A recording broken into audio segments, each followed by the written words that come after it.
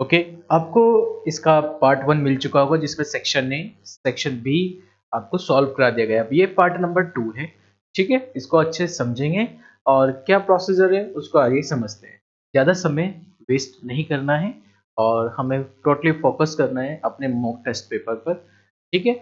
चलिए समझते हैं। यदि आपको पार्ट अच्छा वन अच्छा लगा हो तो उसे लाइक और शेयर भी करें, ठीक है? और दूसरे बच्चों की हेल्प भी हो जाएगी। जिनकी प्रैक्टिस अच्छी हो रही है वे अपने एक बार मॉक टेस्ट पेपर देख के देख लेंगे कि उनकी प्रैक्टिस कितनी अच्छी हो चुकी है। ओके, चलिए बढ़ते हैं सेक्शन नंबर सी की तरफ। सेक्शन नंबर सी क्या कह रहा है आपको उसके बारे में डिस्कस कर लेते हैं अब हम लोग, ठीक है? सेक्शन सी की डिमांड क्या है उसको थोड़ा देख लेते हैं हम लोग कि सेक्शन सी आपको क्या जज करा रहा है। देखिए, जो सेक्शन सी है आपके पास, वो सेक्शन सी का जो पहला क्वेश्चन है वो उम्मीद करते हैं कि आपको पार्शियल फ्रैक्शन का दिख रहा होगा। क्वेश्चन किसका है? पार्शियल फ्रैक्शन का है। पहले क्वेश्चन किस में लिखा हुआ है? पार्शियल फ्रैक्शन का लिखा हुआ है। क्या है पार्शियल फ्रैक्शन का पहला क्वेश्चन? कि भाई इंटीग्रल लिखा हुआ है 2x² प्लस का 3 इज डिवाइडेड बाई x² और x² प्लस 9। ये एक पार्शियल फ्रैक्शन का क्वेश्चन है। इसको बड़े ध्यान से समझेंगे और बहुत ही शॉर्ट क्वेश्चन भी है। देखिए ध्यान से समझना क्या है। देखिए ऊपर भी एक्स स्क्वायर, नीचे भी एक्स स्क्वायर, ये भी एक्स स्क्वायर। तो आप एक काम कीजिए, पहले से बीटेक कर लीजिए। बीटेक जब ऊपर नीचे न्यूमरेटर डिनोमिनेटर दोनों में सेम आ जाए वेरिएबल, तो आपको करना क्या है? ये भी एक्स स्क्वायर है प्लस 9, तो आप इसमें इसको लेट कर लेना कि जो एक्स स्क्वायर है उसके रिप्लेस पे आप इसे वाई पुट कर लेना। तो आपके पास फाइनली कंडीशन क्या बन गई? 2y plus 3 upon y, y plus 9। अब ये बन गया आपके पास लीनियर फैक्टर। तो पार्शियल फ्रैक्शन कर दीजिए। लीनियर फैक्टर का पार्शियल फ्रैक्शन मैंने आपसे डिस्कस भी किया, कैसे करते हैं बात समझेंगे। लीनियर को ऐसे लिखते हैं हम लोग हमेशा, a upon y plus b upon, linear factor लिखने हैं बस, y प्लस 9। अब उसके बाद आप इसका एलसीएम ले लीजिए, a y plus 9 plus b into y. ये किसके इक्वल आ गया यहाँ पे? 2y plus 3। उम्मीद कर रहा हूँ ये पॉइंट आपको अच्छे समझ में आ रहा होगा, ठीक है? अब आपको करना क्या है, मैंने आपको एक बात समझाई थी कि जब भी लीनियर फैक्टर्स आते हैं तो आप 1/1 लीनियर फैक्टर को 0 के इक्वल रखते चले जाइए। किसके इक्वल रखेंगे आप इसे? 0 के इक्वल। लीनियर फैक्टर को सबसे पहले आप पुट कर लीजिए, y को 0 के इक्वल रखिए, ऑन बोथ साइड रखेंगे तो हो गया 0 प्लस 3 इक्वल टू, यहाँ रखा a 0 प्लस 9 प्लस ये हो गया प्रॉपर 0। तो आपके पास 3 इक्वल टू 9a। तो यहां से सॉल्यूशन मिलता है आपको a का 1/3।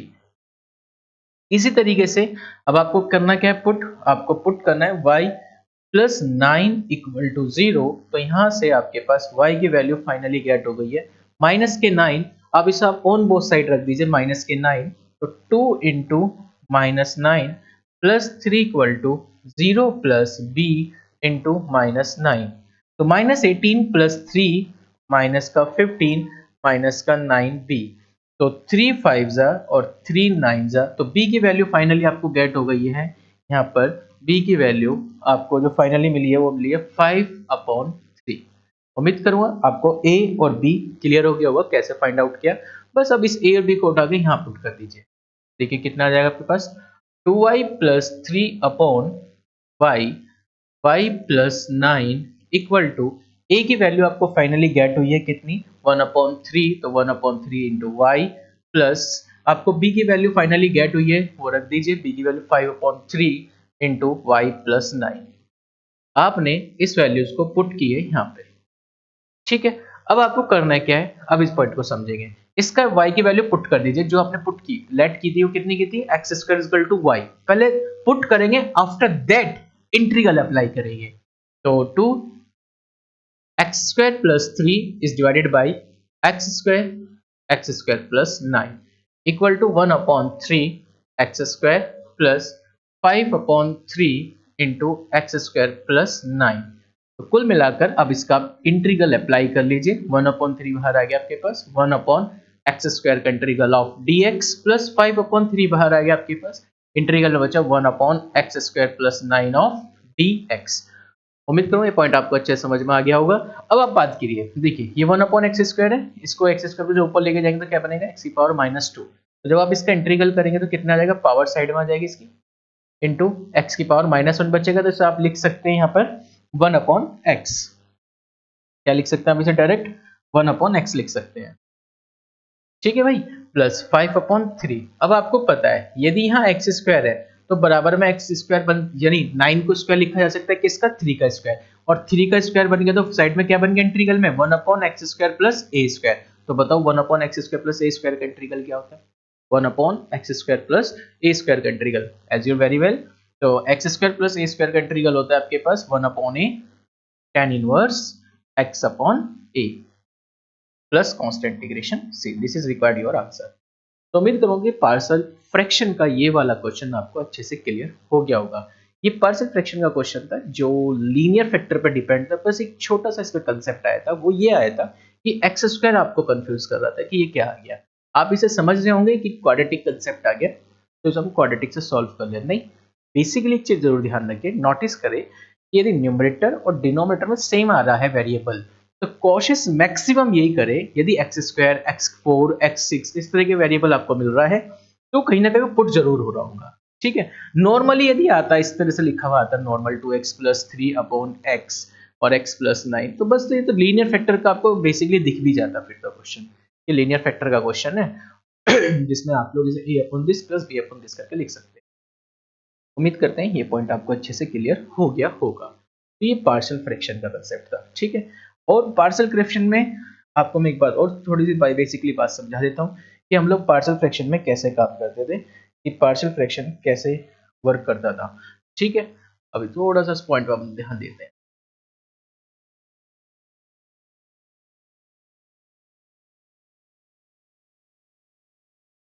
पार्शियल फ्रैक्शन के कुछ पॉइंट थे जो आपको ध्यान होंगे नोट में, मैं उस बात को बता देता हूँ। छोटी सी बात है फिर से, यदि आपको पार्शियल फ्रैक्शन का ऊपर कोई भी फंक्शन हो सकता है, एक्स का चाहे कांस्टेंट भी हो सकता है, ऊपर पॉलिनोमियल फंक्शन हो सकते हैं, जो डिवाइडेड में यदि आ जाए आपके पास x minus alpha and x minus beta, तो बस आप इसे कैसे लिखते हैं, a upon x minus alpha plus b upon x minus beta. ये हमेशा पार्शियल फ्रैक्शन को लिखने का तरीका होता है। ठीक है, इसी तरह से यदि 5x अपॉन रिपीटेशन आ जाए, क्या आ जाए, रिपीटेशन में, बस मैं 2 पावर का कंसेप्ट ले रहा हूं अभी, यदि रिपीटेशन आ जाए तो उसको लिखने का तरीका होगा a upon x minus alpha plus b upon x minus alpha का whole square plus c upon x minus beta. Repetition में क्या करते हैं, पहले 1 पावर फिर 2 पावर, या पहले 2 पावर फिर 1 पावर, जिसकी जितनी पावर होती है उसको उसी ऑर्डर में लिख लेते हैं, तो इंक्रीजिंग ऑर्डर में लिख लेते हैं या उसको डिक्रीज ऑर्डर में लिख लेते हैं हम लोग। यदि 5x तीसरा पॉइंट होता है अपॉन में, यदि लीनियर फैक्टर के साथ साथ आपको क्वाड्रेटिक भी मिल जाए, क्या मिल जाए, क्वाड्रेटिक, तो आप क्वाड्रेटिक का कंसेप्ट भी आप समझिए, लीनियर को a upon x minus alpha plus b upon, नीचे क्वाड्रेटिक है तो ऊपर इसको लीनियर बना लेंगे, यानी bx plus c upon ax square plus bx plus c, ये बन जाए। उम्मीद करूंगा कि आपको ये पॉइंट अच्छे से समझ में आ गया होगा। ये पार्शियल फ्रैक्शन के पॉइंट्स होते हैं जो बेसिकली आपको पता होना चाहिए। बस ध्यान रखिए यदि अपॉन में क्वाड्रेटिक बन रहा है तो ऊपर लीनियर बनाना होता है। लीनियर का मतलब होता है x की 1 पावर में बनाना पड़ता है आपको। ठीक है, चलिए अब हम आगे बढ़ते हैं क्वेश्चन की तरफ। क्वेश्चन क्या है, नेक्स्ट क्वेश्चन देखते हैं हम लोग। नेक्स्ट क्वेश्चन जो हमसे पूछा गया है क्वेश्चन नंबर 27, जो कि प्रोबेबिलिटी डिस्ट्रीब्यूशन का क्वेश्चन है। तो थोड़ा सा इस पॉइंट पे डिस्कस कर लेते हैं। जिन्होंने मेरा मॉक टेस्ट पेपर 1 देखा है उनको ये सारे कंसेप्ट समझ में आ रहे होंगे, क्योंकि मैं दोबारा से रिवाइज भी करा रहा हूँ कंसेप्टों को। और जिन्होंने नहीं देखा है वो पहले जाकर मॉक टेस्ट 1 भी देख सकते हैं इसके बाद, लेकिन पहले मॉक टेस्ट पेपर 2 पूरा प्रॉपर तरीके से देख लीजिए, उसके बाद आप मॉक टेस्ट पेपर 1 भी देख सकते हैं। ठीक है, देखिए क्वेश्चन नंबर 27 क्या कह रहा है, बात करते हैं प्रोबेबिलिटी डिस्ट्रीब्यूशन। पहले इस हेडिंग को समझिए, प्रोबेबिलिटी डिस्ट्रीब्यूशन का मीनिंग क्या होता है। प्रोबेबिलिटी डिस्ट्रीब्यूशन का मीनिंग ये होता है भाई कि जब आप किसी भी रैंडम वेरिएबल की प्रोबेबिलिटी की वैल्यू कितनी आ जाए, 1 आ जाए, उसे आप क्या बोलते हैं, आप प्रोबेबिलिटी डिस्ट्रीब्यूशन बोलते हैं। जब किसी रैंडम वेरिएबल की वैल्यू किसके इक्वल आ जाती है, 1 के इक्वल आ जाती है, उसे आप क्या बोलते हैं, प्रोबेबिलिटी डिस्ट्रीब्यूशन कॉल करते हैं। क्या कॉल करेंगे उसको, प्रोबेबिलिटी डिस्ट्रीब्यूशन। ठीक है, रैंडम वेरिएबल क्या होती है, जो अप्रोच बनाता है। अप्रोच क्या, जो डोमेन के अंदर होती है। ठीक है ना, वो अप्रोच होती है। जैसे इसमें क्वेश्चन में दिया कि the random variable x has a probability distribution of the following form where k is some real number. k क्या हो सकता है, कोई भी एक सम रियल नंबर हो सकता है, और उसने इस तरह का कंडीशन में कोई डिफाइन कर दिया है आपको कि px इसने बता दिया कि कुछ भी रैंडम वेरिएबल है उन प्रोबेबिलिटी, उनके रैंडम वेरिएबल की जो प्रोबेबिलिटी है उसने बताई k कब आ रही है, जब इफ x इक्वल टू 0 हो, एंड 2k कब आ रही है, जब इफ x इक्वल टू 1 हो, एंड 3k कब आ रही है, इफ x की वैल्यू 2 हो, और 0 कब आ रही है, जब इफ x की वैल्यू इनके अलावा कुछ भी हो, यानी अदरवाइज, इसका मतलब इसके अलावा कुछ भी। ठीक है भाई, तो प्रोबेबिलिटी डिस्ट्रीब्यूशन क्या कह रहा है, समझो। प्रोबेबिलिटी डिस्ट्रीब्यूशन अब ये बात को कहता है कि इन सब का सम k, 2k और 3k, इन सब का सम किसके इक्वल होगा, 1 के इक्वल होगा। तो इन सब की वैल्यू k निकाल दो, 3 2 5 6 6k, k की वैल्यू इक्वल टू यहाँ से कितनी गेट होगी आपको, 1/6। ये तो k आ गया आपके पास, यानी जो उसने आपसे पूछा था, determine the value of k। उम्मीद करता हूँ पॉइंट आपको समझ गए होंगे। अब आते हैं फाइंड x की value less than 2। x less then 2 पे बात कर रहा है, किससे बात कर रहा है, x less then 2। Less than 2 से मतलब क्या है कि लेस देन 2, 2 से कम, यानी 2 से कम क्या क्या हो सकता है, 1 भी हो सकता है और 0 भी हो सकता है। 2 से कम तो ये वैल्यू हो सकती है, इसकी प्रोबेबिलिटी क्या क्या हो सकती है कि भाई या तो 1 हो सकती है उसकी प्रोबेबिलिटी, या उसकी प्रोबेबिलिटी कितनी हो सकती है, 0 पर हो सकती है। ठीक है, प्रोबेबिलिटी रैंडम वेरिएबल की 1 पे चेक करते हैं, 1 पे प्रोबेबिलिटी कितनी देखी उसने, 2k, और भाई 0 पे कितनी देखी उसने आपको, k, तो ऐड हो गया कितना हो गया, 3k। अब k की तुझे वैल्यू पता है कितनी है, k की वैल्यू 1/6, 3k, तो 3 2 हो गया 6, तो कितना आ गया 1/2। उम्मीद करता हूँ पॉइंट आपको समझ में आ गया होगा। इसका जो थर्ड केस है, उसने कहा प्रोबेबिलिटी बता x ग्रेटर देन 2 पे, 2 पे ग्रेटर देन पे बतानी है। तो भाई एक बात बता, 2 से ज्यादा कहाँ लिखे हैं यहाँ पे, 2 से ग्रेटर देन पे तो सारी वैल्यू क्या होगी, अदरवाइज 0 ही जाएगी। तो सारी वैल्यूज कितनी हो जाएगी यहाँ पे, प्रोबेबिलिटी 0 हो जाएगी ग्रेटर देन 2 पर, क्योंकि 1 और 2 तक तो आ रही है, उसके बाद सारी वैल्यू क्या होनी, अदरवाइज 2 से जितनी भी ऊपर जाएंगी सारी वैल्यू में वैल्यू कितनी रहेगी, ये 0 देगा। सॉल्यूशन कितना देगा, 0 देगा। तो सबका सॉल्यूशन कितना जाएगा, 0 आएगा। उम्मीद करता हूँ कि 27 क्वेश्चन जो प्रोबेबिलिटी डिस्ट्रीब्यूशन का था, ये आपको अच्छे से क्लियर हो गया होगा। प्रोबेबिलिटी डिस्ट्रीब्यूशन में जैसे प्रोबेबिलिटी हुई, रैंडम वेरिएबल आपको बताया 0 है, 1 है, ये 2 है, इसकी अप्रोच है, ये क्या है इसकी अप्रोच। और यदि इन अप्रोचों की इनकी प्रोबेबिलिटी से मल्टीप्लाई कर दी जाए, इन अप्रोच की किससे मल्टीप्लाई कर दी जाए, इनकी प्रोबेबिलिटी से, तो आपको म्यू निकल जाएगा। म्यू मतलब होता है मीन, क्या निकल जाएगा, मीन। मीन को बोलते हैं एक्सपेक्टेड वैल्यू, क्या बोलते हैं उसको, एक्सपेक्टेड वैल्यू, यानी रैंडम वेरिएबल की एक्सपेक्टेड वैल्यू निकल जाएगी आपके पास। यदि रैंडम वेरिएबल की मल्टीप्लाई उसकी प्रोबेबिलिटी से कर दी जाए तो क्या निकल जाता है, मीन निकल जाता है। उनका सम भी कर लेते हैं हम लोग, ध्यान रखना, मल्टीप्लाई करके सम भी करना होता है ना, ऐड सिग्मा लगा देते हैं फॉर्मूले में, ऐड भी करना होता है। ठीक है ना भाई, तो उम्मीद करते हैं पॉइंट आपको अच्छे से समझ में आ गया होगा। ठीक है, अब आगे बढ़ते हैं नेक्स्ट पॉइंट की तरफ। क्वेश्चन नंबर 28, अच्छा क्वेश्चन है, थोड़ा समझेंगे 28 क्वेश्चंस को, कहना क्या चाह रहा है 28 क्वेश्चंस। क्वेश्चन नंबर 28, आपको इंटीग्रल करना है, वो कह दिया इसने कि भाई x upon 1 minus x cube का इंटीग्रल करना है स्क्वायर रूट में, ठीक है, dx। अब इसमें क्वेश्चन को देखते हो सर, इसे कई तरीके होते हैं, लेकिन आप इसमें क्या करना है, ट्रिक है इस क्वेश्चन को सॉल्व करने के, तो थोड़ा अच्छे से समझेंगे। अच्छा है इंटीग्रल का वाला टॉपिक क्वेश्चंस, ठीक है, तो देखेंगे, ध्यान से समझना। आप इसमें क्या कर लीजिए, पुट कर लीजिए। देखिए जो x की हाईएस्ट पावर है वो कितनी आ रही है, 3, और रूट पे आ रहा है ना, तो यानी आप x की वैल्यू पुट कर लो 3/2। कितना पुट कर लो x की वैल्यू, 3/2। x की वैल्यू 3/2 को आपने t पुट कर दिया, क्यों, जो इसमें हाईएस्ट पावर है वो है 3, और क्या लगा हुआ है इस पर, रूट, तो मैंने पुट ही क्या कर दिया, x की पावर 3/2 को क्या पुट कर दिया, t पुट कर दिया, क्या पुट कर दिया, t। तो फाइनली आप मेरी बात समझेंगे, इसका डिफरेंशियल कर दीजिए, यहाँ पे कितना आ गया, ऑन डिफरेंशियल। जैसे आप इसका डिफरेंशियल करेंगे तो ध्यान से समझना, 3/2 पावर साइड में आ गई, 1 लेस ऊपर हो गया, 3/2 को 1 लेस 1/2 हो जाता है, ऑफ dx। t का डिफरेंशियल कितना आ गया, dt। तो यानी x की power 1/2 of dx is equal to 2/3 of dt। यही आपको चाहिए था ऊपर, यही आपको मिल गया है। कैसे, यदि आप इसे देखो ध्यान से तो ये बात यही तो लिखी हुई है भाई, रूट x ऊपर चला गया और रूट नीचे आ गया, 1 minus x cube of dx, हो गया शॉर्ट कंसेप्ट में। ठीक है, यहां से यदि आपको x की वैल्यू चाहिए तो x की वैल्यू यहां से कितनी फाइनली गेट होती है आपको, t की पावर 2/3। सारी वैल्यूज को पुट कर दो उस इंटीग्रल के कंसेप्ट में, यहां पुट कर दी सबको।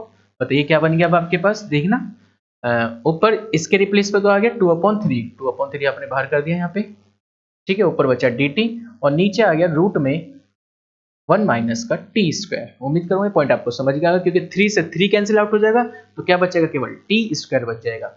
और रूट 1 अपॉन रूट ए स्क्वायर माइनस एक्स स्क्वायर, तो कितना होता है आपको ये पता है, साइन इनवर्स एक्स अपॉन ए होता है, साइन इनवर्स एक्स अपॉन ए प्लस कॉन्स्टेंट इंटीग्रेशन सी, तो 2 अपॉन 3 साइन इनवर्स टी की वैल्यू कितनी आ रही है आपके पास, टी यहाँ से देख लीजिए टी कितना है आपके पास, एक्स की पावर 3 अपॉन 2, यहाँ पे लिख सकते हैं एक्स की power 3 upon 2 plus constant integration.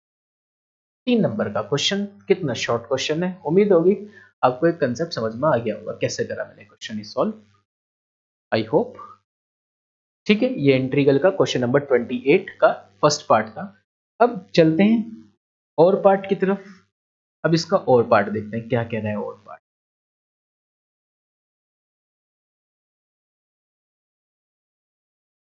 आप यदि इनके नोट्स बना रहे हो या क्वेश्चन को देख रहे हो, सॉल्व कर रहे हो, तो पॉज करके भी आप वीडियो को इसकी स्क्रीनशॉट लेके भी आप कर सकते हो आराम से, ठीक है ना, या बार बार रिपीट करके भी देख सकते हो, फॉरवर्ड बैकवर्ड 10-10 सेकंड का हो जाता है वो भी कर सकते हैं। अब इसका और वाला पार्ट देखिए, ये डेफिनेट इंटीग्रल का कंसेप्ट है। डेफिनेट इंटीग्रल की कौन सी प्रॉपर्टी लग रही है, पहले इसके बारे में डिस्कस कर लेता हूँ। देखिए प्रॉपर्टीज आपकी जो मेनली मैंने आपको बताई भी थी इससे प्रीवियस वीडियो में, ठीक है, 90% वही प्रॉपर्टी लगती है, कौन सी की, 0 to A F X of D X. आपको पता होना चाहिए कि इसकी ये प्रॉपर्टी होती है सम ऑफ लिमिट माइनस का फंक्शन, लिमिट का सम कीजिए और माइनस फंक्शन कर दीजिए एक्स यानी of D x, sum of limit minus function यानी minus x, sum of limit minus x, sum of limit minus x, ये वाली प्रॉपर्टी लग रही है।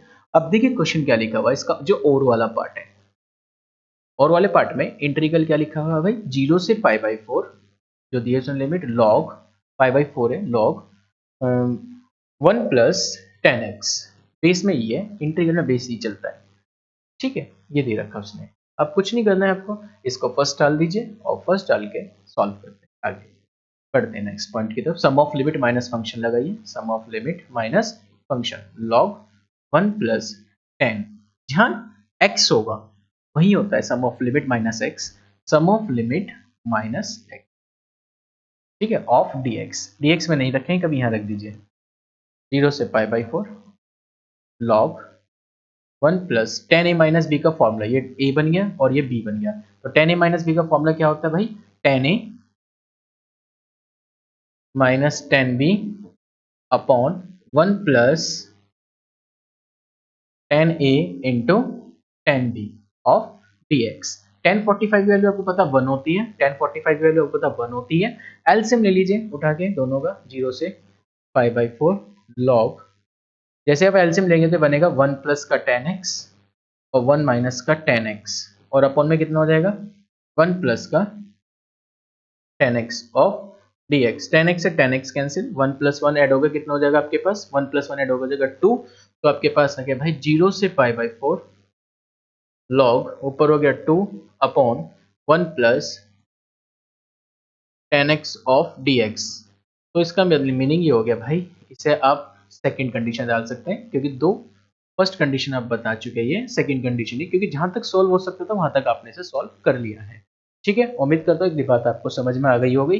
अब आप क्या करना है, दोनों को मल्टीप्लाई कर लीजिए, दोनों सॉरी ऐड कर लीजिए, मल्टीप्लाई कह रहा हूँ, दोनों को ऐड कर लीजिए, फर्स्ट और सेकंड दोनों को क्या कर लीजिए, ऐड कर लीजिए, तो आई ऐड होकर 2i हो जाएगा, लिमिट हो जाएगी 0 से पाई बाई 4 लॉग, समझेंगे बात को, 1 plus 10x plus log 2 upon 1 plus 10x, ठीक है, और इस पूरे के बाद dx। अब मुझे एक बात बताओ, log m plus log n, log m plus log n क्या होता है, log m plus log n, log m plus log n ये होता है आपके पास log m into n, log m into n, तो 1 plus 10x into 2 upon 1 plus 10x, ठीक है दोस्त। अब देख 1 प्लस 10x से 1 प्लस 10x क्या लगा, log 2 कांस्टेंट क्वांटिटी बाहर, बाहर क्या रह गया कांस्टेंट, कांस्टेंट का इंटीग्रल कितना होता है x, और लिमिट हो गई 0 से pi by 4, upper limit minus lower limit, ये हो गया पाई बाई 4 माइनस का 0 ऑफ log 2, बाहर चल रहा है आपके पास ये 2i, तो i की वैल्यू फाइनली गेट होगी pi by 8 of log 2, that's required your answer. उम्मीद करूंगा ये बात आपको अच्छे से समझ में आ गई होगी। तो ये इस टाइप पे क्वेश्चन था, इस प्रॉपर्टी पे क्वेश्चन था, ये प्रॉपर्टी आपको ध्यान रखनी है। प्रॉपर्टी ये वाली भी इसमें ऐसी अप्लाई होती है, जैसे कल का एक क्वेश्चन भी था हमारे पास जिसमें लिमिट लिखी हुई थी π/6 से π/3। ये मॉक टेस्ट पेपर 1 में मैंने क्वेश्चन कराया था, इसमें लिमिट यानी ये वाली ही प्रॉपर्टी लगी थी। कौन सी? कि भाई sum of limit minus x, sum of limit करो a और b का सम, उसमें से माइनस एक्स कर लो ऑफ dx, ये वाली प्रॉपर्टी ज्यादातर लगती है और इसे आपको पता भी होनी चाहिए। ठीक है भाई, इस तरह के बहुत सारे क्वेश्चंस होते हैं, एनसीईआरटी के एक्सरसाइज में भी है। उम्मीद करूंगा ये कांसेप्ट आपको अच्छे से समझ में आ गया होगा। ठीक है, आगे बढ़ते हैं नेक्स्ट क्वेश्चन की तरफ, जिसमें आपको लिखा गया है 29 क्वेश्चन। ये भी एक अच्छा क्वेश्चन है, शायद ये आपको थोड़ा बहुत हल्का सा ब्लर दिख रहा होगा, लेकिन कोई बात नहीं, मैं इसको अभी शो कर देता हूँ अच्छे तरीके से। ठीक है ना, और यदि आप चाहते हैं इसकी पीडीएफ, मॉक टेस्ट पेपर की इसकी पीडीएफ आपको टेलीग्राम चैनल हमारा ज्वाइन करना होगा। वो टेलीग्राम चैनल है मेक इजी एकेडमी के नाम से रहेगा। ठीक है, तो उस पर आप जाके ये मॉक टेस्ट पेपर की पीडीएफ आप ले सकते हो, लेकिन विदाउट सॉल्यूशन। यदि आप कुछ चाहते हैं सॉल्यूशन तो आप मैसेज कर सकते हो, आपको वहाँ प्रॉपर तरीके से इसका सॉल्यूशन भी मिल जाएंगे। ठीक, चलिए आगे बढ़ते हैं नेक्स्ट पॉइंट की तरफ। Question number 29, linear differential equation. मैं लीनियर डिफरेंशियल इक्वेशन के बारे में प्रीवियस पार्ट 1 में बहुत सारी डिस्कस कर चुका हूं। अब इसके क्वेश्चन को हम डील कर रहे हैं, जिसमें मैं आपको बता चुका हूं कि लीनियर डिफरेंशियल जो डिफरेंशियल इक्वेशंस होती हैं उनमें पहले हम देखते हैं वेरिएबल सेपरेबल का पार्ट, सेकंड पार्ट में हम देखते हैं उसमें होमोजीनियस का, जिसमें हम लोग होमोजीनियस में ईच टर्म में डिग्री सेम और पुट करते हैं maximum y = vx, maximum put करते हैं y = vx, वैसे x = vy भी पुट होता है। और फिर होती है तीसरे नंबर पे लीनियर डिफरेंशियल इक्वेशन। इसमें हमने कैटेगरी देखी थी dy/dx plus py is equal to q, और फिर हमने दूसरी कैटेगरी देख रखी इसमें dx/dy plus px is equal to q। ये दोनों हमने ये सब कुछ डिफरेंशियल इक्वेशन में पढ़ लिया है। ठीक है ना, तो जिसने नहीं देखा इस पार्ट 1 में मिल जाएगी आपको, नहीं तो अभी आप समझिए अभी कौन सा कंसेप्ट है, अभी हम इसी पे ही सारी चीजें समझ लेंगे अच्छे से और बेसिकली क्लियर कर लेंगे अपनी सारी डाउट्स को। देखिए क्वेश्चन नंबर जो 29 लिखा हुआ है, ठीक है, वो क्या लिखा हुआ है?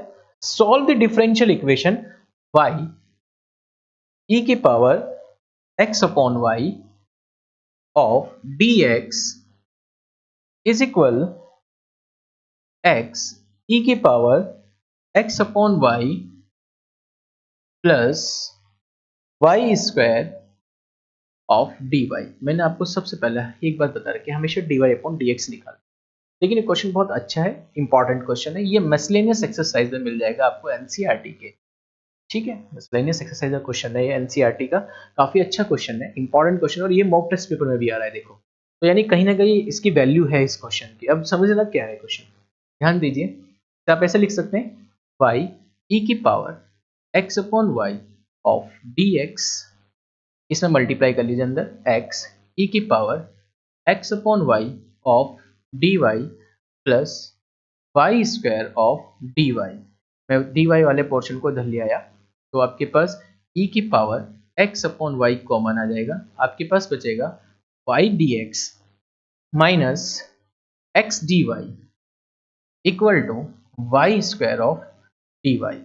ठीक है भाई, अब आपको करना क्या इस क्वेश्चन में, समझना, e की पावर x/y, इसे ऐसे लिख लो y dx माइनस का x dy अपॉन में y² is equal to dy। उम्मीद करूंगा ये बात आपको अच्छे से समझ में आ रही होगी मेरी। बस हो गया, अब क्या करना रह गया इसमें, e की पावर x/y, इसे हम डिफरेंशियल लिख सकते हैं। ये डिफरेंशियल है किसका, x/y का। ये वाला पार्ट किसका डिफरेंशियल है, x/y का। करके देख लीजिए, x/y का यदि हम डिफरेंशियल देखें तो क्या होगा भाई, डिफरेंशियल यदि हम इसका करें तो क्या होगा, देखिए ध्यान से, डिनोमिनेटर का square x, denominator as it is y, x का डिफरेंशियल इस एस्पेक्ट में 1 हो जाता है, यानी आप dx लिख सकते हैं क्योंकि dx dy कर रहे हैं, तो माइनस, और अब यदि आप y को एज इट इज, x को एज इट इज रखते हैं, y का करते हैं तो कितना होता है dy/dx। यदि तो एलसीएम ले लो तो ये होगा y dx minus x dy, ये लिखो तो y dx minus upon dy dx, ये सब कुछ है आपके पास। तो डिफरेंशियल ऑफ कितना हो गया, ये x/y हो गया है। उम्मीद करूंगा पॉइंट आपको समझ में आ गया होगा। ठीक है, तो इज इक्वल टू किसके इक्वल हो गया भाई, ये टोटली मिलाकर dy। अब बस अब इंटीग्रेटिंग ऑन बोथ साइड कर लो, क्योंकि इस पूरे पोर्शन के बारे में अब आपको अच्छे से पता है। देखिए x/y ये लिखा हुआ है यहाँ पे, ये x/, ठीक है ना। तो ऑब्वियसली चाहे x/y को आप t पुट करके तब कंसेप्ट को सॉल्व कर लीजिए, और नहीं तो फिर डायरेक्ट इंटीग्रल अप्लाई कर देंगे, हो गया सॉल्यूशन बस। तो e की पावर क्या बन जाएगी यहाँ पे एक्स वाई, और ये जो का तो आ जाएगा क्योंकि डिफरेंशियल का एंटी डेरिवेटिव कैंसिल आउट हो जाता है, तो एक्स अपॉन वाई, और इधर आ गया वाई प्लस कॉन्स्टेंट इंटीग्रेशन सी। उम्मीद करूंगा ये पॉइंट आपको अच्छे से समझ में आ गया होगा। एक बार आप इसे देख सकते हैं और या तो वीडियो को पॉज भी करके आप इसे चेक कर सकते हैं। एक बार चेक कर लीजिए, कोई दिक्कत परेशानी आपको महसूस हो रही हो तो आप मुझे बता सकते हैं, ठीक है। कोई दिक्कत यदि आप परेशानी आपको महसूस हो रही हो तो आप इसे चेक कर सकते हैं इजीली, ठीक है। उम्मीद करता हूँ कि आपको बातें समझ में आ गई होगी मेरी, ठीक है ना। आई है नहीं आई है पहले देख लीजिए एक बार, ठीक। तो ये क्वेश्चन था आपके पास 29। ओके, एक मिनट बाद समझेंगे, ये थोड़ा सा यहाँ पे करेक्शन करनी होगी इस वाले पॉइंट की। ये जो वाला पॉइंट है ना, ये वाला करेक्शन थोड़ा करना होगा आपको। एक छोटा सा लिटिल सी एरर आ गई है। वो लिटिल सी एरर क्या है थोड़ा सा समझ लेना। देखो यार, होगी है छोटी सी एरर होगी, वैसे हुआ इतना बड़ा कोई फॉल्ट नहीं है। देखो डेरिवेटिव है dx अपॉन वाई, e की पावर x अपॉन वाई हो गया क्योंकि इसका डेरिवेटिव इसके जस्ट बराबर में, तो पूरा का प्रॉपर कैंसिल आउट हो जाएगा। तो e की power x upon y is equal to देख लेना y प्लस कॉन्स्टेंट इंटीग्रेशन, ये एक आ जाएगा इसका आंसर। फाइनली ये रिक्वायर्ड हो जाएगा, ठीक है ना। जो भी एक बार चेक कर लेना, इसका इंटीग्रल ये हो जाता है, ठीक है भाई। उम्मीद करता हूँ कि आपको एक कंसेप्ट समझ में आ गया होगा, ठीक। और हम और भी देखेंगे इस वाले क्वेश्चन में, क्योंकि 29 का ये और वाला पार्ट। अब चलते हैं और वाला पार्ट आपको क्या कह रहा है, इसको थोड़ा आप देख लेते हैं हम लोग और वाले पार्ट को भी, ठीक है।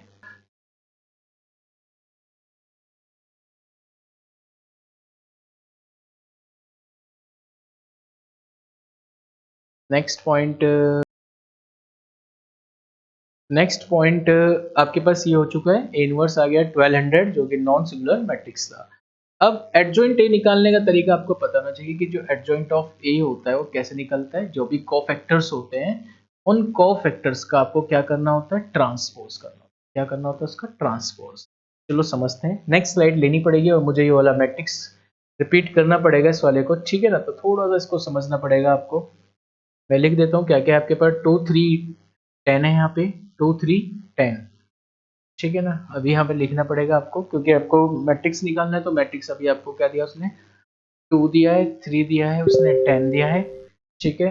और प्रीवियस स्लाइड में उसने और क्या दिया, 2 3 10 हो गया, 4 माइनस 6 5 हो गया, 4 माइनस 6 5 हो गया है, 4 माइनस 6 5 हो गया है। और क्या दे रहा है भाई ये, 6 9 माइनस 20 दे रहा है, 6 9 माइनस 20। बस यही चीज यदि ठीक होता, नॉट हो गई तो भाई दिक्कत नहीं, फिर आंसर इजीली आ जाता है। इनवर्स निकालने का तरीका, कॉफैक्टर निकालते हैं। सबसे पहले कॉफैक्टर C11 C12 C13, ठीक है भाई, C21 C22 C23 C31 C32 और C33, ठीक। चलिए बॉक्स बना लीजिए यहाँ पे, पॉजिटिव ये नेगेटिव, ये positive negative positive negative positive negative और ये पॉजिटिव, ठीक। ऐसे आप इसमें बॉक्स बना सकते हैं इजीली, जल्दी सॉल्व करने के लिए, ठीक है भाई। चलो अब सॉल्व कर लेते हैं, कैलकुलेट करना इजी होगा। फर्स्ट रो फर्स्ट कॉलम को ऐड कर लीजिए, first row first column add, minus का 6 प्लस का 5 9 माइनस का 20, कैलकुलेट करके देखिए कितना आ गया, प्लस का 120, ठीक है भाई, और माइनस का 45, तो 75 बच गया तो आपके पास, कैलकुलेट करके, ठीक। First row second column height, first row second column height, तो 4 5 6 माइनस 20, कैलकुलेट करके बचा माइनस 80 और जी माइनस का 30, तो कैलकुलेट करके आपके पास कितना आ गया भाई, 110 आ गया ये, ठीक। First row third column, first row third column height, तो 4 माइनस 6 6 और 9, तो आपके पास कितना आ गया भाई, 36 प्लस 36 कितना गेट हो गया टोटल, 72, ठीक है भाई। अब बात करते हैं नेक्स्ट पॉइंट की, second row first column, second row, ये सेकंड रो और फर्स्ट कॉलम ऐड कर दीजिए, सेकंड रो और फर्स्ट कॉलम, सेकंड रो और फर्स्ट कॉलम 3 और 10, सेकंड रो फर्स्ट कॉलम 3 10 और 9 माइनस 20, तो आपके पास कितना आ गया भाई, माइनस माइनस का 60 और माइनस का 90, तो प्लस का 150, ठीक है भाई। क्लियर होगी आपको बात अच्छे से। Second row second column 2 10 2 10, second row second column 2 10 6 minus 20 6 minus 20, तो माइनस का 40, ठीक है, और माइनस का 60, तो कितना आ गया आपके पास माइनस का 100, माइनस 40 माइनस 60 यानी माइनस का 100 आपको फाइनली गेट हो रहा होगा। ठीक है भाई, आगे बढ़ते हैं second row third column, second row third column, second row third column कितना बचा 2 3, सेकंड रो और थर्ड कॉलम 2 3 6 9 6 9 माइनस 18 माइनस का 18, तो भाई तो जीरो आ गया, 9 टू 18 6 3 18, तो कितना आ जाएगा फाइनली जीरो। आगे बढ़ते थर्ड थ्री रो यानी third row first column 310 310 minus 6 और 5, तो कितना हो गया आपके पास ये 15 प्लस के 60, कैलकुलेट करें कितना हो जाएगा 75 आ गया, 5 3 15 10 60, तो 675। Third row second column, third row और second column, third row second column 210, third row आपके पास और सेकंड कॉलम 210 45 210 45 माइनस 5 2 10 माइनस का 40, कैलकुलेट करके आ गया 30 प्लस के। ठीक है भाई, उम्मीद करते हैं पॉइंट आपको समझ में आ रहा होगा। और third row third column, third row third column 2 3 4 minus 6 2 3 4 minus 6, तो माइनस का 12 6 टू 12 और माइनस के 12 माइनस का 24। बस अब इसको आप क्या बनाना है एडजॉइंट, एडजॉइंट ए निकालने का तरीका आपको पता है, इस लाइन को कोफैक्टर्स में लिखा दीजिए। 11 की वैल्यू 75, 12 की वैल्यू कितनी है आपके पास 1 110, और भाई 13 की वैल्यू कितनी है आपके पास 72, ये कितनी आई C21 आपके पास 150, और ये कितनी आ गई 22 माइनस का 100, और थर्ड वाली एक बार चेक कर लो, सेकंड रो और थर्ड कॉलम 2 3 6 9 2 3 6 9 2 3 6 9 9 टू 18 6 18 जीरो आ रहा है, जीरो लिख दीजिए। चलिए third row first column, third row first column 75, और ये कितना आ गया थर्ड रो सेकंड कॉलम 30, और ये आपके पास कितना आ गया भाई माइनस का 24। इसका ट्रांसपोज कर दीजिए, क्या कर दीजिए इसका ट्रांसपोज, ट्रांसपोज करोगे तो 75 110 72 150 माइनस का 100 0 75 30 माइनस 24, रो को कॉलम में और कॉलम को रो में बना देते हैं, ये होता है एडजॉइंट, रो को कॉलम में और कॉलम को रो में बना दिया, तो यहाँ से क्या निकल कर आ गया पास एडजॉइंट निकल कर आ गया, क्या निकल गया आपके पास यहाँ पे एडजॉइंट निकल गया। उम्मीद करता हूँ कि आपको ये पॉइंट अच्छे से समझ में आ गया होगा एडजॉइंट का। ठीक है, तो भाई बस अब आपको क्या करना था, x इजकल टू क्या होता है ए इनवर्स इंटू बी, और ए इनवर्स अभी आपने निकाला है, क्या होता है ए इनवर्स, ए इनवर्स का फॉर्मूला होता है adjoint of A into determinant of A into B, ये adjoint of A divide by determinant of A. तो उम्मीद करूंगा कि adjoint of A divide by determinant of A ये कितना है, था मैं इस स्लाइड को यहीं पे यूज कर लेता हूँ थोड़ा सा, जिस पेज चाहिए होगा नेक्स्ट पेज पलटूँ फिर दोबारा करना होगा, तुम इसे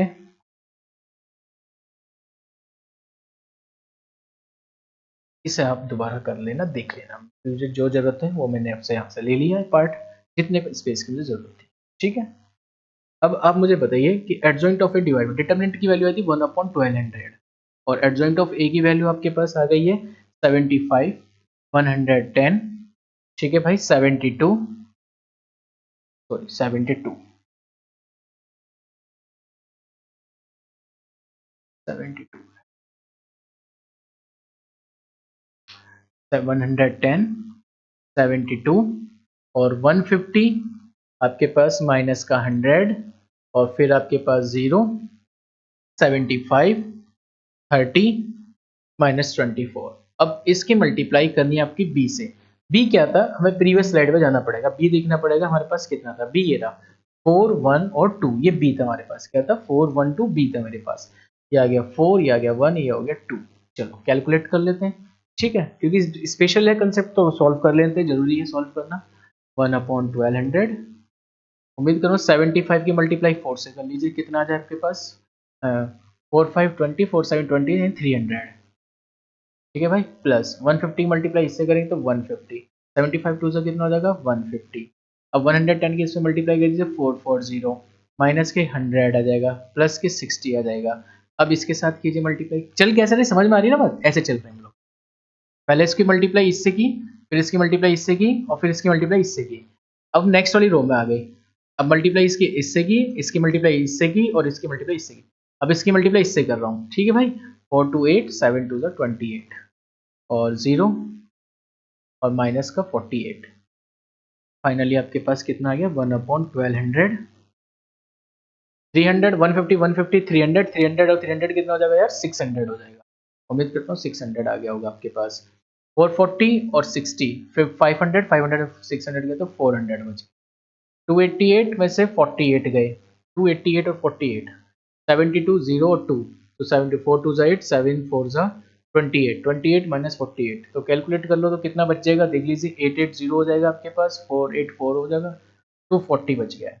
अब 1200 से इस पूरे को डिवाइड कर लीजिए, जैसे करेंगे 1/2 बचेगा, 1200 अंदर चलाएगा डिवाइड करेगा, 1/3 हो गए और आपके पास हो जाएगा 240, इसमें आपके पास हो जाएगा 12, 2 आंसर आ जाएगा इसका, है ना। तो क्योंकि देख लो ना 240 ये रहा और अंदर जब मल्टीप्लाई करोगे 1200 की तो ऐसे तो लिखोगे भाई, 0 से 0, 12 से कैंसिल किया 10 टाइम्स, 20, तो कितना हो गया 1/5, कितना आ गया भाई 1/5 आ गया।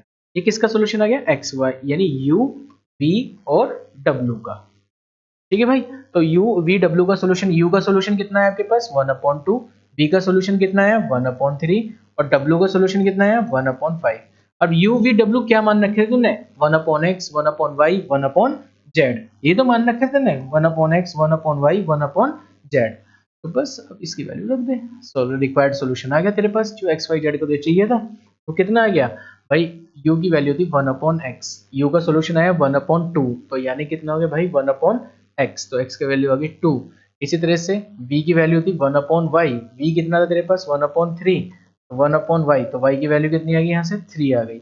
इसी तरह से आपके पास सोल्यूशन था w, तो w किस में था सोल्यूशन 1/z, तो z is equal to 1/w, w की वैल्यू कितनी आई तेरे पास 1/5, तो z कितना आ गया 5। कैलकुलेट हुआ, रिक्वायर्ड योर आंसर। उम्मीद करो मैट्रिक्स का वाला क्वेश्चन आपको अच्छे से क्लियर हो गया होगा। सेक्शन डी है, is a very important part. अब बढ़ते हैं नेक्स्ट पॉइंट की तरफ, हम अपने प्रीवियस स्लाइड की तरफ चलते हैं। चलिए 35 क्वेश्चन पर हम आ गए हैं। 35 क्वेश्चन को आप देखेंगे क्या है, इज द लास्ट है 35 भी। इसके बाद हमारी केस स्टडी शुरू होने वाली है और ये मॉक टेस्ट पेपर भी हम बहुत जल्द कवर करने वाले हैं, ठीक है भाई। चलिए बढ़ते हैं, ये वन शॉट ही चल रहा है सारा का सारा खेल। चलिए 35 क्वेश्चन, ये प्रीवियस वाले केस में भी बताया था मॉक टेस्ट पेपर में भी कि इमेज का क्वेश्चन और फोटो परपेंडिकुलर क्वेश्चन इंपॉर्टेंट है, इस साल के लिए देखने को काफी मिल सकता है। क्या कह रहा है, find the coordinate of the image of the point 1,6,3। आपको एक पॉइंट दिया गया है with the respect to the line this, इस लाइन के रिस्पेक्ट में ये वाला पॉइंट दिया गया कि इस पॉइंट की मुझे इमेज बतानी है। Find the distance of the image from the y axis, और वाई एक्सिस क्या बतानी है, इमेज की डिस्टेंस भी बतानी है। वो तो तुम जनरली बता सकते हो, किसी पॉइंट की डिस्टेंस बतानी तो वाई एक्सिस क्या डिस्टेंस होती है इजीली बता सकते हो, ठीक है, डिस्टेंस के फॉर्म में पता है। पहले समझो, आपको कोई लाइन दी है, ये वाली लाइन दी जिसके कोऑर्डिनेट आर, उसने इक्वेशन दी मुझे आर की, R is equal to J cap plus का 2k cap plus lambda of I cap plus 2j plus 3k cap, ये उसने मुझे आर वेक्टर दे दिया लाइन। ये मेरे पास कोई पॉइंट है P, ठीक है 1,6,3, इसकी मुझे find the coordinate of the image, इस पॉइंट की मुझे इमेज बतानी है, यानी इस पॉइंट की इमेज क्या होगी प्लेन मिरर पे, तो इस इमेज के पॉइंट के कोऑर्डिनेट बताने, यानी मुझे इसके कोऑर्डिनेट बताने, ठीक है। तो सबसे पहले बात समझो, गिवन पॉइंट इस लाइन पे क्या होगा, हमेशा पहले परपेंडिकुलर होगा, तो पहले इसके फुट ऑफ परपेंडिकुलर के कोऑर्डिनेट निकालें। क्या निकालेंगे, फुट ऑफ परपेंडिकुलर के कोऑर्डिनेट। मैंने इस पॉइंट को बोल दिया आर है, कितना है मेरे पास, और आर की कोऑर्डिनेट यानी लाइन पर यदि हमें पॉइंट लाइट करना हो और उसके मुझे कोऑर्डिनेट चाहिए, तो आप कैसे निकालते हैं लाइन के कोऑर्डिनेट, समझो। पहले इस वेक्टर वाली फॉर्म को, लाइन की इक्वेशन को कार्टेशियन फॉर्म में बना लो, थोड़ा इजी रह जाता है, और कोई बात नहीं, बाकी सब बना सकते हैं। ये पॉइंट होता है हमेशा पासिंग थ्रू के, ये होते हैं ए बी सी की वैल्यू। तो ठीक है, उम्मीद करता हूँ कि आपको समझ में आ गई होगी। x minus 0/1 is equal to y minus 1/2 z minus 2/3 is equal to lambda, मैंने इसे लैम्डा के इक्वल कह दिया। उम्मीद करूँ ये पॉइंट आपको अच्छे समझ में आ गया। मैंने करा क्या है, और कुछ नहीं करा है, जो इक्वेशन वेक्टर फॉर्म में थी उसे कार्टेशियन फॉर्म में लिख ली है। लैम्डा से पहले वाले पार्ट को आपने क्या कह दिया है, ए वेक्टर जो होता है पासिंग थ्रू होता है, जिसको हम कोऑर्डिनेट बोलते हैं x1, y1, z1, और लैम्डा के साथ जो लिखा होता है वो बी वेक्टर होता है, यानी पैरेलल वेक्टर होता है, यानी drs बोलते हैं। तो लाइन की इक्वेशन में लगा दिया x - x1/a, y minus y one upon b, z minus z one upon c. उम्मीद करते हैं पॉइंट आपको समझ में आ रहा होगा। अब बस यहाँ से x के कोऑर्डिनेट कितना हो गए, इस पूरे को लैम्डा के इक्वल लिखा, लैम्डा की वैल्यू, y को इसको लिखा 2 लैम्डा प्लस 1 और z की वैल्यू कितनी होगी 3 लैम्डा प्लस 2। तो आपके पास ये जो कोऑर्डिनेट आ गए, ये r के कोऑर्डिनेट आ गए, क्या क्या, लैम्डा कॉमा 2 लैम्डा प्लस 1 और 3 लैम्डा प्लस 2, ये r के कोऑर्डिनेट आ गए। उम्मीद करूंगा कि आपको ये बात नहीं समझ में आ गई होगी। अब आपने आर के तो कोऑर्डिनेट निकाल दिए, ये आगे लैम्डा 2 लैम्डा प्लस 1 और भाई 3 लैम्डा प्लस 2, ठीक है। अब आपको पता है कि जो पी आर लाइन है वो परपेंडिकुलर है लाइन पर, यदि वो लाइन पर परपेंडिकुलर है तो उनके डी आर की प्रोडक्टों का सम 0 के इक्वल। जब भी कोई लाइन, दो लाइनें आपस में परपेंडिकुलर होती है तो उनके डी आर की प्रोडक्ट का सम a1 a2 b1 b2 और c1 c2 इक्वल टू किसके इक्वल होता है, 0 के इक्वल होता है।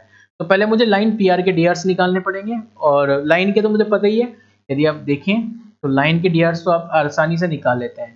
तो लाइन के डी कितने हो गए आपके पास, इजीली आपको पता लग जाता है। लाइन जो की ये वाली जो लैम्डा के साथ लिखे होते हैं ना कोएफिशिएंट आई के में, वो क्या होते हैं, डी होते हैं, यानी एबीसी, यानी कितना हो गया 1 2 और 3।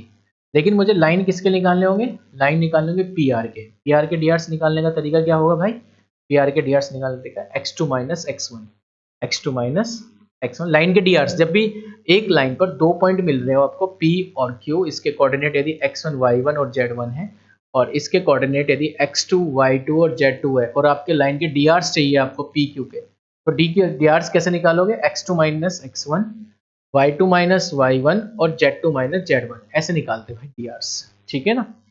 लाइन के डीआर्स तो lambda minus 1 2 lambda minus 2 lambda plus 1 minus 6 और भाई 3 लैम्डा प्लस 2 माइनस 3, तो यानी कितना आ गया भाई, लैम्डा माइनस 1 2 लैम्डा माइनस 5 और 3 लैम्डा माइनस 1। लाइन के डीआर्स दोनों की प्रोडक्ट को किसके इक्वल रख दो, 0 के, इन दोनों की प्रोडक्ट कर दो, 1 की प्रोडक्ट इसके साथ तो लैम्डा माइनस 1, 2 की प्रोडक्ट इससे करो तो प्लस के 4 लैम्डा माइनस का 10, 3 से कर दो 3 3 9 माइनस का 3 इज इक्वल टू 0। लिखा ना कि जो लाइन आपस में परपेंडिकुलर उनके डीआरसी की प्रोडक्ट को सब 0 के इक्वल कर दीजिए। यहाँ से लैम्डा निकाल लीजिए, 4 और 9 13 1 14 14 लैम्डा, और भाई माइनस का 1 माइनस का 10 माइनस का 13 माइनस 16 प्लस का 16, तो लैम्डा की वैल्यू आ गई भाई 8/7। ये 8/7 आ गई, इस वैल्यू को यहाँ रख दीजिए लैम्डा की। तो यहाँ से किसके कोऑर्डिनेट आ जाएंगे, आर के कोऑर्डिनेट आ जाएंगे, किसके कोऑर्डिनेट आ जाएंगे, यहाँ से आर के कोऑर्डिनेट आ जाएंगे। चलो रखते हैं, तो भाई यहाँ रख लीजिए, बात वही है, तो रख दीजिए लैम्डा की वैल्यू कितनी है 8/7, 8/7 आ गई इसको यहाँ,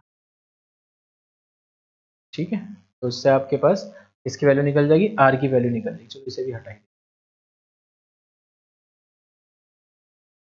तो आर के कोऑर्डिनेट आ गए भाई, लैम्डा की वैल्यू 8/7, 8 2 16 16/7 प्लस 1, और दूसरे कोऑर्डिनेट में लिखा 8 3 24 24/7 प्लस 2। कैलकुलेट कर लेना, इजीली निकल जाएगा आपके पास। आगे भाई 8/7 23/7 और 14 यानी 38/7, ठीक है।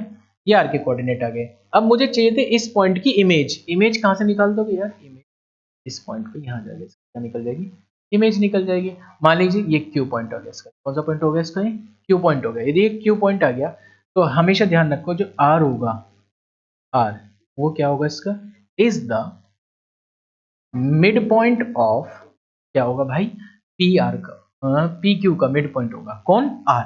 मिड पॉइंट है, कोऑर्डिनेट लगा दे बस, क्या लगा दे, कोऑर्डिनेट। भाई क्यू के कोऑर्डिनेट मुझे नहीं पता, तूने कह दिया अल्फा बीटा गामा है, क्या कह दिया इसके कोऑर्डिनेट, अल्फा बीटा गामा। तो मिड पॉइंट के कोऑर्डिनेट का फॉर्मूला क्या होता है, 1 प्लस अल्फा अपॉन 2, ठीक है भाई, 6 प्लस बीटा अपॉन 2 और 3 plus gamma upon 2 is equal to, बस आर के कोऑर्डिनेट के इक्वल रख दे। मिड पॉइंट का फॉर्मूला क्या था जो आपने निकाला, 8/7 23/7 38/7। कैलकुलेशन देख लेना, कंसेप्ट यही है आपका बिल्कुल अच्छे से। अब क्या कर लेना, x को x के साथ कंपेयर, y को y के साथ कंपेयर और z को z के साथ compare, that's all. Final answer आपके पास आ गया। जब आप x को x के साथ कंपेयर करो तो कितना आ जाएगा भाई, 1 plus alpha upon 2 is equal to कितना आ जाएगा, 8/7। कैलकुलेट करोगे तो 1 प्लस अल्फा यानी 7 alpha plus 7 is equal to 16, तो 7 alpha is equal to 16 minus 7 कितना रहेगा 9, तो अल्फा इज इक्वल टू 9/7, इसकी इमेज आ गई 9/7। इसी तरीके से आप इसे कर सकते हो नेक्स्ट वाले को, बीटा वाले को 6 plus beta upon 2 is equal to कितना आपके पास आ रहा भाई 23/7। इसको कैलकुलेट कर लेना, इसी तरह से इसको कैलकुलेट कर लेंगे, इसी तरह से इसको कैलकुलेट। उम्मीद करता हूँ कि क्वेश्चन भी आपका अच्छे से क्लियर हो गया होगा। चलते हैं नेक्स्ट क्वेश्चन की तरफ 35 के बाद। ठीक है, नेक्स्ट क्वेश्चन क्या है, इसका और वाला पार्ट क्या लिखा है ध्यान से समझते हैं।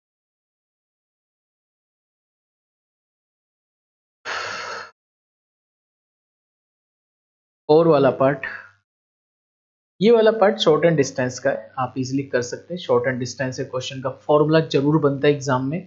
एक क्वेश्चन में, इन क्वेश्चनों को मैं फुल टॉस में लाऊंगा, फुल टॉस के क्वेश्चन में सॉल्व जरूर कराऊंगा, लेकिन इसे पढ़ के देख लेना, समझ में आ जाएगा। शॉर्ट एंड डिस्टेंस का क्वेश्चन है, इजीली आप कर भी लेंगे। क्या क्वेश्चन है, शॉर्टेस्ट एंड डिस्टेंस का क्वेश्चन है। क्वेश्चन है शॉर्टेस्ट और डिस्टेंस का क्वेश्चन है, इजीली सॉल्व हो जाएगा ये क्वेश्चन। ठीक है, डोंट वरी, आप टेंशन ना लीजिए, इस क्वेश्चन को आराम से सॉल्व कर लेना। नहीं होगा तो कमेंट बॉक्स में लिख देना, मैं जल्द से जल्द इसका सॉल्यूशन आपको वीडियो में दे दूंगा। ठीक है, डोंट वरी। चलिए आगे बढ़ते हैं नेक्स्ट स्लाइड की तरफ।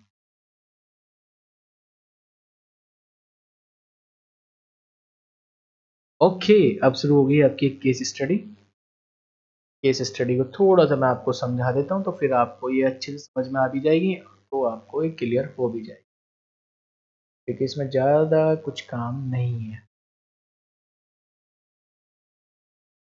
केस स्टडी आपको पता है शॉर्ट शॉर्ट पीरियड की होती है, और तुम पढ़ते ही समझ जाओगे कि कहना क्या चाह रहा है, ज़्यादा बड़ी नहीं रहेगी, क्योंकि जो क्वेश्चन थे बड़े बड़े क्वेश्चन वो तुमने चैलेंज कर लिए, फेस कर लिए, अब आपके पास कुछ नहीं बचा है। पढ़ना है बस, जवाब देना है, और करना ही क्या है इसमें, देखो क्या कह रहा है, फटाफट पढ़ते चले जाओ। In an office 3 employees Jayant, Sonia और ऑलिवर। ठीक है भाई, 3 एम्प्लॉय है, एक जयंत है और एक सोनिया है और एक ऑलिवर है। ठीक है जी, ये हो गए भाई साहब, तीनों हो गए। Process incoming copies of certain form. ठीक है भाई, ऑफिस में काम कर रहे हैं, जैन प्रोसेस करते हैं 50% ऑफ द फॉर्म्स। ठीक है जी, ये 50% फॉर्म्स फिल कर रहा है। सोनिया प्रोसेस करती है 20%। ठीक है जी, सोनिया 20% करती है। ऑलिवर परसेंट करता है 30% फॉर्म, यानी बचा हुआ ये करता है प्रोसेसिंग। ठीक है, और फिर क्या करेगी, Jain has an error rate of 0.06। Jain की वजह से जो एरर आता है, ये इन्होंने एरर बता दी है, तो वो एरर बता रहा है जैन से कितना आता है 0.06, सोनिया से एरर आता है 0.04 और ऑलिवर से आता है एरर 0.03। ठीक है जी, तो based on the above information answer the following question, find the probability that Sonia proceed the form and committed in error. Sonia form को प्रोसेस कर रही है, किसके साथ, कमिटेड के साथ, लेकिन कमिटेड एंड एरर, यानी एरर आ रही है और सोनिया फॉर्म को फिल कर रही है। तो यानी इवेंट तो तुम्हें पता है, जैन प्रोसेसिंग कर रहा है, सोनिया कर रही है, ऑलिवर कर रहा है। ई कोई एक इवेंट है जिसमें हमने कह रहा है कि has committed in error, committed in error जो आपको मिल रहा है, ठीक, वो कमिट कर रही है इस चीज को, तो कमिटेड एंड एरर, वो एरर को कमिटेड कर रही है। ठीक है भाई, यार तेरे पास सब कुछ तो है यार, क्या निकालना है बताओ। ठीक, कंसेप्ट तो समझ गया है कि कमिटेड है, find the probability that Sonia proceed the form of committed in error, find the total probability of committing an error in processing the form. If the manager of the company wants to do a quality check during inspection, he selects the form at random from the day's output of processed form. If the form selected at random has an error, find the probability that the form is not processed by chance. यानी पूरा question में total question आ गए सारे के सारे, बायस भी इसी में अंदर आ गई है। ठीक है, जो आपको करनी है, और बेसिक सा कंसेप्ट भी तेरे साथ इसमें आ गया कि जो हमारा इसका क्वेश्चन है, जो मल्टीप्लीकेशन थ्योरम है वो यही है, क्योंकि कमिटेड के साथ, यानी कमिटेड भी एरर हो और साथ में सोनिया उस चीज को प्रोसेस भी कर रही हो। तो पहला क्वेश्चन में जो उसने पूछा गया है कि सोनिया उस फॉर्म को प्रोसेस भी कर रही हो, प्रोसेस, ठीक है ना, प्रोसेस भी कर रही हो, और क्या करे, कमिटेड इन एरर, और एरर को कमिटेड भी कर रही हो। तो यानी दोनों के एक साथ होने की प्रोबेबिलिटी, दोनों के, सोनिया एस, मान लीजिए ये इवेंट E1 है, जयंत को E1 बोल दीजिए, सोनिया वाले इवेंट को E2 बोल दीजिए, और ऑलिवर को E3। पहले समझ लो कंसेप्ट को, तुम्हें लिखना तो अब तुम सीख ही गए यार, पूरा मॉक टेस्ट पेपर पढ़ा दे दो, लिखना तो सीख ही गए होंगे। तो सोनिया हो गया, यानी सीधी सीधी सी बात है। तो प्रोबेबिलिटी जो आपको निकालनी है E2 इवेंट की, किसके साथ निकालनी है, कमिटेड के साथ, हैपेंड। या तो ऐसा होगा कि E2 हैपन हो चुका होगा, E2 के हैपन होने के बाद जो उसने कमिटेड की है उसकी एरर प्रोबेबिलिटी। E2 कितना है, E2 कितना है 20%, तो 20 अपॉन कितना हो गया भाई 100, और इनटू E2 के अंदर जो इसने एरर को कमिटेड किया है वो कितनी की है, एरर कितनी कमिटेड की इसने 0.04। कैलकुलेट कर ले यार, आंसर आ जाएगा इसमें, इतनी बड़ी बात नहीं है। ठीक है, दूसरा केस क्या कह रहा है, find the total probability of committing an error in processing the form. यार कह रहा है कि find the total probability of committing, आपने कमिट की है एरर को, कमिटिंग की है तो भाई सीधी सी बात है टोटल कमिटिंग पूछ ली ना उसने, टोटल कमिटिंग यानी प्रोबेबिलिटी ऑफ ई पूछ ली। सेकंड केस तो लगा दे यार टोटल कमिटिंग का, या तो वो E1 से हुई होगी, E1 कौन जेन से, तो उसने फिर एक्सेप्ट किया कितना हो भाई एरर होगी E1 से, या E2 से हुई होगी, E2 से होगी तो उसके अंदर की एरर बता दो E2 के अंदर से, या वो E3 से हुई होगी तो E3 के अंदर से उसकी एरर बता दो भाई, बस कर दे सोल्व। और करना क्या रहेगा इसमें बता दे, प्रोबेबिलिटी ऑफ E1 कितना हो गया भाई, प्रोबेबिलिटी ऑफ जेन थे कितनी 50%, मतलब 1/2, उसने एरर कितनी ली उसमें 0.06 करी है। नेक्स्ट E2 कौन है इसमें, सोनिया, 20% एरर यानी 1/5 होता है, 20% है ना 100 का, और कितनी एरर की है 0.04। प्रोबेबिलिटी ऑफ E3 कितना आ गया यार आपके पास 30%, यानी 30/100 आ गया यार यहाँ पे, और इसमें एरर कितनी कमिटेड की गई 0.0। कैलकुलेट करो, यहाँ से इसका आंसर आ जाएगा आपके पास। ठीक है, अब इसने क्या पूछा है भाई आपसे, आपने इससे पूछा है नेक्स्ट थर्ड केस वैसे अच्छा क्वेश्चन है, कह रहा है क्या है कि the manager of the company to do quality check during the inspection he selects a form at random from the day's output processed form.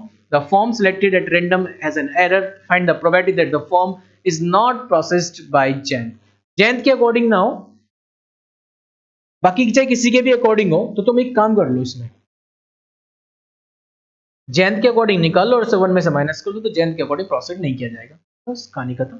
और जैंत कौन है हमारा E2 है, जैंत कौन है हमारा E1 सॉरी, तो यानी किसका क्वेश्चन हो गया 22 का क्वेश्चन हो गया, कि जैंत के अकॉर्डिंग मैं निकाल रहा हूँ, यानी जैंत के अकॉर्डिंग उसकी एरर की कमिटेड मैंने ले दी, वो क्या होगी, या तो जैंत से हैप्पन हुई होगी, तो जैंत के अंदर से एरर कितनी है, बस टोटल कंसेप्ट नीचे लगा दीजिए, इसके टोटल कंसेप्ट नीचे, probability of E1 probability of A upon E1, तो जैंत के द्वारा मैं निकाल रहा हूँ इसी कमिटेड की E2 into probability of E upon E2 और plus probability of E3 into probability of E upon E3, यहाँ रख देना, तो ये जैंत के द्वारा निकल जाएगी, इसके द्वारा निकल जाएगी जैंत की, लेकिन उसके मालिक ने किससे पूछी है, not Jaint, it is not processed bye Jaint, तो बस 1 में से इसे क्या कर देना माइनस कर देना, इसके निकल जाएगी नॉट जैंत की, नॉट प्रोसेस्ड बाय जैंत, इसे 1 में से क्या कर देना माइनस कर देना। उम्मीद करता हूँ ये पॉइंट भी आपको अच्छे से क्लियर हो गया होगा। ठीक है, अब बढ़ते हैं नेक्स्ट केस स्टडी की तरफ, जो कि हमारी अब स्टार्ट होने वाली है। नेक्स्ट केस स्टडी 37 की केस स्टडी है, और इसके बाद लास्ट केस स्टडी बच रही है 38। आपने जब तक यहाँ तक मेरा साथ दिया है, यहाँ तक आपने वीडियोस देखी अच्छे से, तो उम्मीद करता हूँ कि आगे भी आप 38 तक थके नहीं होंगे। जब मैं नहीं थका पढ़ाते तो आप कैसे थक गए हैं। चलिए बात करते हैं नेक्स्ट पॉइंट की तरफ। आपको पढ़ना ही तो पढ़ो, बस करना क्या है, बहुत अच्छा है। देखिए हल्के से एनसीईआरटी की, देखिए क्या लिखा है कि team ABC went for playing a tug of war game, tug of war game हो रहा है, ऐसा खींचता है। Teams ABC have attached a rock to a metal ring and is trying to pull the ring into their own area. Team A pull करके उसका force इतना है, टीम ए का फोर्स F1 का इतना फोर्स, टीम बी का force इतना है, टीम सी का फोर्स इतना है। What is the magnitude of the force of team A, magnitude नहीं निकाल सकता F1 का, बता मैग्नीट्यूड क्या होगा, छोटी सी बात है, बता 6 का स्क्वायर और प्लस 0 का स्क्वायर, बता कितना आ गया 36, यानी 6 क्या न्यूटन आ गया, खत्म। ये तो निकाला था इसमें, और क्या निकालना था आपको, ठीक है ना। आगे बढ़ते हैं, which team will win the game, इसमें कौन सी टीम जीतेगी, ठीक है ना, which team will win the game. अब क्या पूछ लिया, find the magnitude of the resultant force exerted by teams, छोटे से question, which team will win the game. अब बताओ कौन सी टीम जीतना चाहेगी, which team will win the game, बताइए क्या करना चाहेंगे आप, इसमें थोड़ा सा ध्यान लगाइए, ज्यादा कुछ नहीं करना है, कि टीम कौन सी टीम जीतेगी ये बतानी है आपको, टीम ए जीतेगी, टीम बी जीतेगी या टीम सी जीतेगी, आपको बताना है कि इसमें क्या है कि टीम ए जीतेगी या टीम बी जीतेगी या टीम सी जीतेगी, बताइए क्या करेंगे आप। बताइए जल्दी स्पीड से, क्या कौन सी टीम जीतेगी? भाई सीधी सी बात है यार, सबके मैग्नीट्यूड निकाल दें, जिसने ज्यादा फोर्स लगाएगा वो ज्यादा टीम, वही टीम जीतेगी, बस सीधी सी बात है। तो और कुछ थोड़ी कुछ करना था भाई। जो जिसका फोर्स ज्यादा होगा, इसका फोर्स कैसे निकाला? मैग्नीट्यूड, इसका भी मैग्नीट्यूड, इसका भी मैग्नीट्यूड, तो पता लग जाएगा तीनों के मैग्नीट्यूड में किसका फोर्स ज्यादा है, वही टीम क्या हो जाएगी, जीत जाएगी। नेक्स्ट वाले में क्या लिखा उसने? Find the magnitude of the resultant force exerted by the teams. Resultant force यानी F1 plus F2 plus F3, तीनों को सम कर रिजल्टेंट फोर्स का क्या निकाल दे, मैग्नीट्यूड निकाल दे। क्लियर, बस खत्म। ठीक है, तो ये थी भाई आपके पास। अब आगे बढ़ते हैं नेक्स्ट।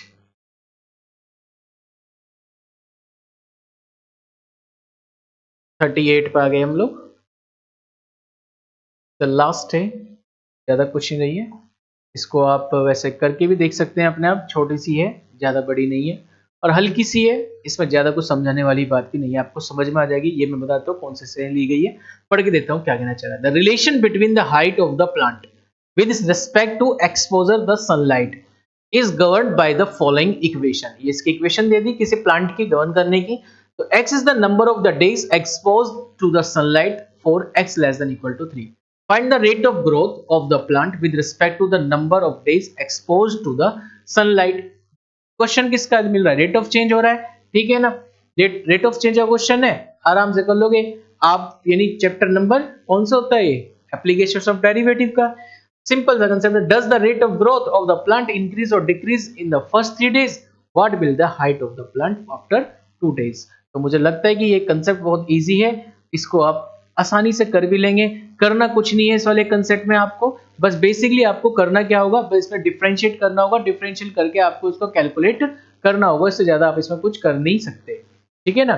बाकी आपको यदि नहीं समझ में आ रहा हो तो मुझसे कमेंट में लिख देना इस चीज को, बाकी इससे ज्यादा क्या कह सकते हैं, ठीक है ना।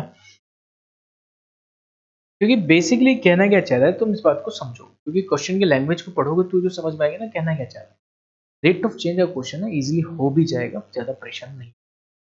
बट डायरेक्ट डिफरेंशिएट कर देना, डिफरेंशिएट करके जो जो रिक्वायरमेंट आ रही है इसकी, वो रिक्वायरमेंट फुलफिल करते चले जाना। डिफरेंशिएट पर डिपेंड है सारी। तो उम्मीद करता हूँ कि केस स्टडी भी आपको अच्छे से समझ में आ गई होगी। तो बाकी इतना ही आज के लिए। मॉक टेस्ट पेपर हमने 2 भी आज कंप्लीट करा दिया है, जिसकी एक केस स्टडी आपको सॉल्व करनी है। नहीं होगी तो कमेंट बॉक्स में लिख देना, मैं कमेंट करा दूंगा, इसके अलग से वीडियो बना दूंगा, ठीक है। तो बाकी इसे पढ़ लेना, समझ में आ भी जाएगी। और जहाँ यहाँ तक टिक गए तो इसे लाइक और शेयर सब्सक्राइब जरूर कर देना। और अच्छी लगी हो तो वीडियोस हम और भी लाते रहेंगे, थोड़ा मोटिवेशन भी आप हमें देते रहें इस चीज़ को लेकर, क्योंकि मोटिवेशन दोगे तो ही हम आगे बढ़ पाएंगे। मोटिवेशन नहीं देंगे तो कैसे हम आगे बढ़ पाएंगे। थोड़ा तो मोटिवेशन बनता है आपसे इतना, ठीक है। आगे से उन बच्चों को भी शेयर कीजिए जिनकी तैयारी अच्छी हो चुकी है लेकिन वो मॉक टेस्ट पेपर करना चाहते हैं, तो 1-2 मॉक टेस्ट पेपर जो हमने कराए वो कर सकते हैं बैठ के, और अपनी तैयारी, अपनी पढ़ाई को देख सकते हैं कितना वे अच्छा परफॉर्म कर पा रहे हैं। ओके दोस्त मेरे, तो आज के लिए तो इतना ही। 2 मॉक टेस्ट पेपर मुझे कराने थे, मैंने आपको सीबीएसई बोर्ड एग्जाम से related 2 mock test paper conduct करा दिए हैं। बाकी हम मैं लेके आने वाला हूँ एक सीरीज, जो फुल टॉस क्वेश्चनों की सीरीज होगी, जो डोमेस्टिक खेलेंगे हम लोग, केवल 2020 क्वेश्चनों की सीरीज होगी। वो 2 दिन कराई जाएगी सिर्फ आपको, एक कल और एक परसों। जिस टाइम पे आप ये वीडियो देख रहे होगे उसके नेक्स्ट डे आपको नेक्स्ट वीडियो मेरी ये 2020 क्वेश्चन की मिलेगी। 40 क्वेश्चन आपको कराए जाएंगे, सिर्फ सफिशिएंट होंगे। उनमें से बहुत चांसेस होंगे जो आपको बोर्ड एग्जाम्स में कुछ क्वेश्चन मिल जाए, जरूरी नहीं है, केवल प्रैक्टिस क्वेश्चन है, तो प्रैक्टिस कराई जाएगी आपको, ठीक है। बाकी आज के लिए इतना ही। Thank you so much. जय हिंद, जय भारत।